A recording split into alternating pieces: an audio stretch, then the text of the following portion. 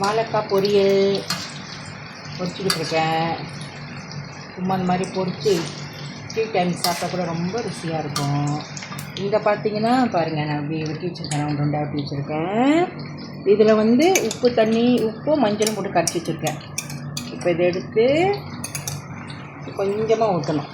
எண்ணெயில் ஊற்றிட்டிங்கன்னா வாழைக்காய் கொஞ்சம் மொறுன்னு வரும்.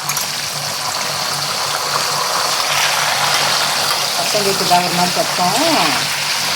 இது மாதிரி இந்த உப்பு வாழைக்காவிலே போடாமல் இந்த மாதிரி தண்ணியில் கரைச்சி வச்சு இந்த மாதிரி கொஞ்சமாக ஊற்றினீங்கன்னா வாழைக்காய் கொஞ்சம் மொறுன்னு இருக்கும்.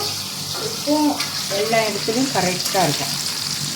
அதான் இப்போ இந்த மாதிரி ஊற்றி வச்சாச்சு. இப்போ இது பொரிச்சாச்சு.